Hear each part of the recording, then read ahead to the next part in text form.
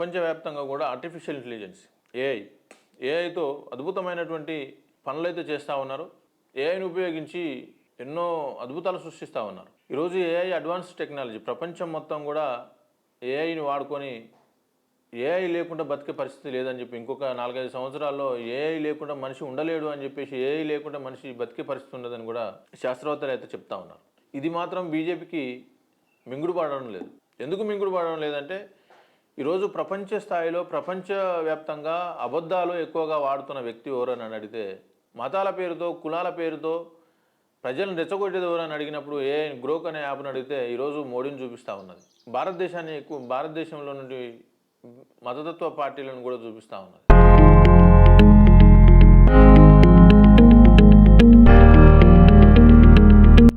ఈ గ్రోక్ అనే app Elon Musk సంబంధించిన యాప్. ఇది ఎలన్ మస్క్ పరిచయం చేశారు దీన్ని.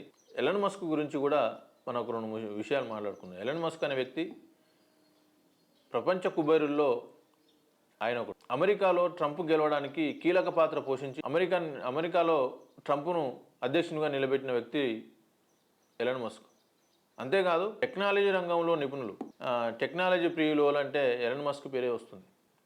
అనే ఒక ఆర్టిఫిషియల్ ఇంటెలిజెన్సీ ప్రపంచాన్ని మొత్తం తన చేతిలోకి గుప్పెట్లోకి తీసుకొని ప్రపంచాన్ని మొత్తం కూడా ఆడిస్తూ ఉంది. భారతదేశంలోని ప్రధాన పార్టీగా అవతరించినటువంటి ఇప్పుడు ప్రజెంట్గా అధికారంలో ఉన్నటువంటి బీజేపీని కూడా ఆడిస్తూ ఉందని చెప్పేసి చెప్పుకోవాలి. గ్రోక్ అనే ఆర్టిఫిషియల్ ఇంటెలిజెన్స్ని చూస్తే భయపడతా ఉంది. గో బ్యాక్ గ్రోక్ అని చెప్పేసి కొంత నినాదం కూడా ముందుకు వస్తూ ఉంది. ఎందుకు అసలు బీజేపీ ఆర్టిఫిషియల్ ఇంటెలిజెన్స్ని చూసి ఎందుకు భయపడతా ఉంది? యాక్చువల్గా ఆర్టిఫిషియల్ ఇంటెలిజెన్స్ అనేది చాలా ఉన్నాయి. చాట్‌జీపీటీ కావచ్చు, లేదంటే జెమినీ, గూగుల్ వాళ్ళకి సంబంధించిన జెమినీ కావచ్చు, లేకపోతే మెటా ఏఐ కావచ్చు, ఇలాంటివి చాలా కూడా మనకు అందుబాటులో ఉన్నాయి.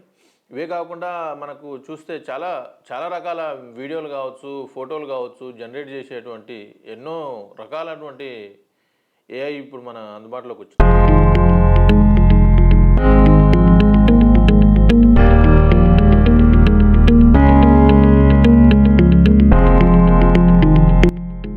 భారతదేశంలో బీజేపీ ఈరోజు ఏఐని చూస్తే భయపడతా ఉంది. అది కూడా గ్రోక్ అనే యాప్ను చూస్తేనే, గ్రోక్ అనే ఏఐని చూస్తేనే, ఎలన్ మస్క్కు సంబంధించినటువంటి దాన్ని చూస్తేనే భయపడతా ఉన్నారు. ఎందుకు భయపడతా ఉన్నారు వీళ్ళంటే, యాక్చువల్గా మనకు జెమినీ కావచ్చు, చాట్‌జీపీటీ కావచ్చు, ఇంకొన్ని యాప్స్ కావచ్చు, ఇవన్నీ కూడా ఎట్లా వస్తూ ఉన్నాయంటే వీటికి కొంత ప్రోగ్రామింగ్లో కొన్ని విషయాలకు మాత్రమే పరిమితం చేసిద్దాం.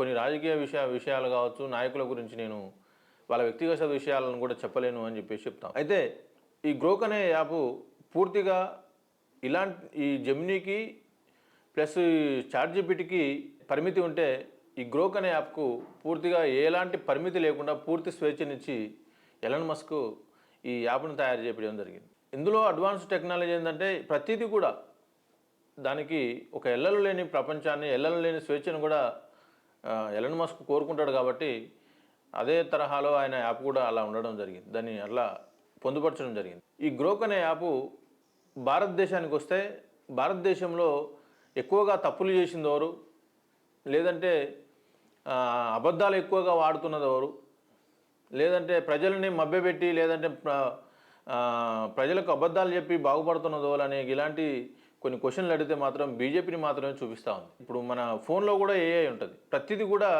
ఏఐ ఆధీనంలోకి వెళ్ళిపోయింది.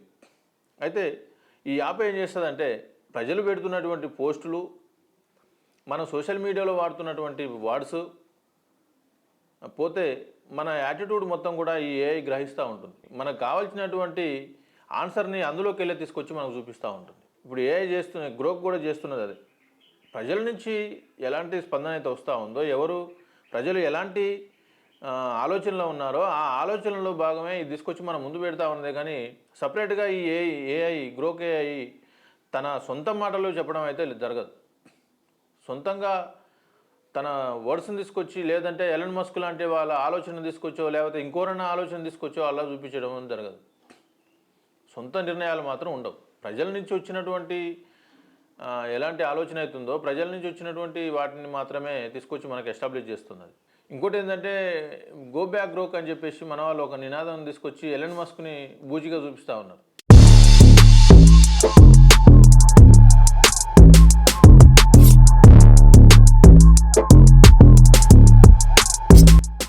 ప్రపంచంలో మేధావులందరూ కూడా మొండివాళ్ళు అని చెప్పేసి ఒక నానుడు ఉంది. ఎలాన్ మస్క్ కూడా చాలా మొండి వ్యక్తి. ఆయన చరిత్ర చూస్తే, ఆయన కథలు చూస్తే, ఆయన బ్యాక్గ్రౌండ్ చూస్తే, ఆయన విషయానికి వస్తే చాలా మొండిగా వ్యవహరించే వ్యక్తి. మొండిగా వ్యవహరించింది కాబట్టి ఈరోజు ప్రపంచ కుబేరునిగా ఈరోజు నిలబడిండు. ప్రపంచంలోనే ఐ టెక్నాలజీని కూడా తన స్వాధీనంలో ఉంచుకున్నాడు. అంతేకాకుండా ప్రపంచాన్ని శాసించే ఒకే ఒక వ్యక్తిగా ఈరోజు ఎలాన్ మస్క్ ఉన్నారు. అలాంటి వ్యక్తిని కించపరిచి, అలాంటి వ్యక్తిని ఏదో మాట్లాడడం వలనో, ఏదో చేయడం వలనో ఇవన్నీ ఆగిపోవు. ప్రశ్నించడం, ఒక వ్యక్తిని చంపడం వలనో, లేదంటే ఒక వ్యక్తిని దూషించడం వలనో, ఒక వ్యక్తిని కొట్టడం వలనో, లేక ఒక దానిని ఆపడం వలనో ప్రపంచం మొత్తం ఆగదు. నోట్ల రద్దు అనేది భారతదేశంలో చాలా ప్రభావితం చూపించిందని చెప్తా ఉన్నది. అది వాస్తవమే కదా. వేల మంది, లక్షల మంది నువ్వు ఏ ఆలోచన లేకుండా నోట్ల రద్దు చేస్తే బ్యాంకుల ముందు పడిగాపులు కాసి, బ్యాంకుల ముందు నిలబడి అడుక్కునే పరిస్థితికి వచ్చింది.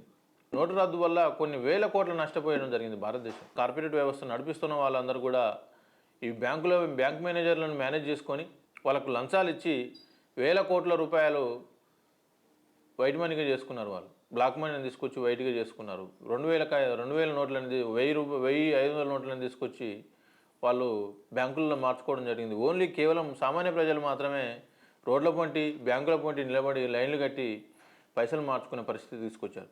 అదే చెప్తా ఉన్నది, గ్రోక్ చెప్తున్నది కూడా అదే. దీనికి ఇలాంటి వాదన ఇది సరైన వాదన అయితే కాదు. ఎందుకంటే సైన్సు ఈరోజు ప్రపంచ స్థాయిలో సైన్సు చాలా అభివృద్ధి చెందింది. ఎలాన్ మస్క్ లాంటి వ్యక్తులు వేరే గ్రహాల మీద నివాసం ఏర్పరచుకోవడానికి ప్రయత్నాలు చేస్తూ ఉన్నారు. అది మంచి పరిణామమే. ఈరోజు భూమికి ఏదైనా ఆపదొచ్చి భూమి కొలాప్స్ అయ్యే పరిస్థితి వస్తే వేరే గ్రహం మీదకి వెళ్ళి అక్కడ జీవించే పరిస్థితులు కూడా తీసుకొస్తూ ఉన్నారు. ఇది మంచి పద్ధతే. సైన్స్ అనేది డెవలప్ కావాలి ఇంకా.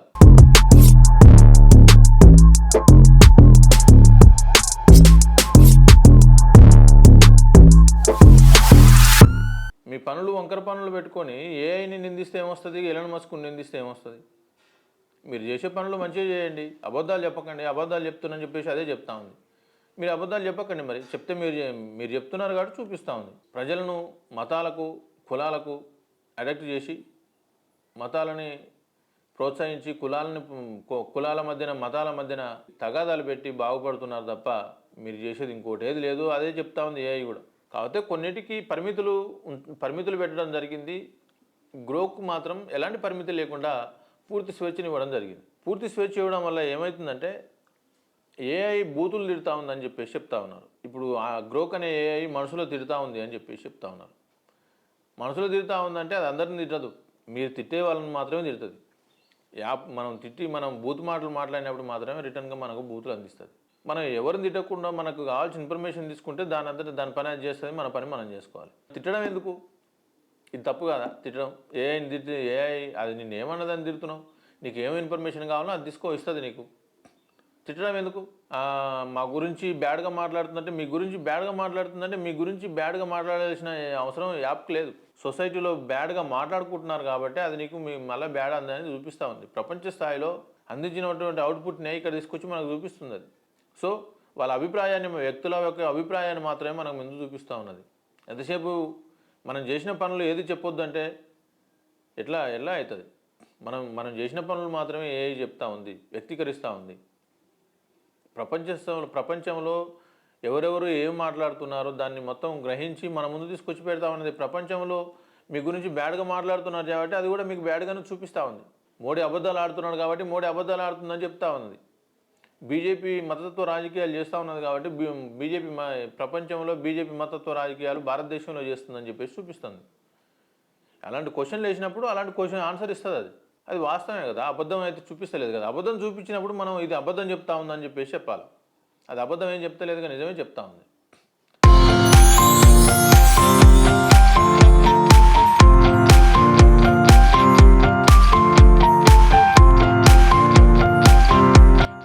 నిజం చెప్తున్నప్పుడు ఉలికిపడడం దేనికి? ఈరోజు గ్రోక్ని వ్యతిరేకిస్తున్న వాళ్ళంతా కేవలం బీజేపీ వాళ్ళు తప్ప ఎవరు వ్యతిరేకించడం లేదు. బీజేపీగానైనా ఇలాంటి మతతత్వ రాజకీయాలకు ఫుల్ స్టాప్ పెట్టి ఇంకా మంచిగా పరిపాలన చేస్తే ఊరొద్దన్నారు. ప్రజలకు మంచి పాలన కావాలి, మంచి పాలన అందించే నాయకుడు కావాలి. ఎవరైతే ఏమని ఇప్పుడు మోడీ అయినా లేదు, రాహుల్ గాంధీ అయినా లేదు, ఇంకొకరు అయినా లేదు.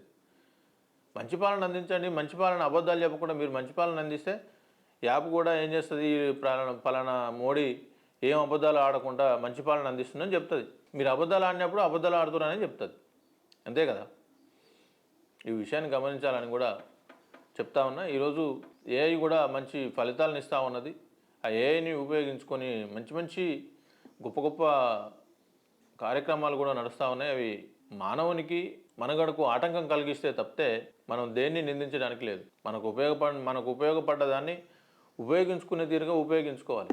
అంతేగాని ఇది నేను నన్ను తిడుతుందంటే నువ్వు దాన్ని తిట్టాల్సిన అవసరం లేదు, నువ్వు దాన్ని పొగడాల్సిన అవసరం లేదు, దాన్ని ఏమనాల్సిన అవసరం లేదు. నీ పని ఏందో నువ్వు చేసుకో, నీకు కావాల్సిన విషయాలను తీసుకో. అది కూడా నీకు మంచి ఇన్పుట్ని ఇస్తుంది, నీకు మంచి అవుట్పుట్ ఇస్తుంది, నీకు కావాల్సిన ఇన్ఫర్మేషన్ అందిస్తుంది. ఇది వాళ్ళ స్టోరీ.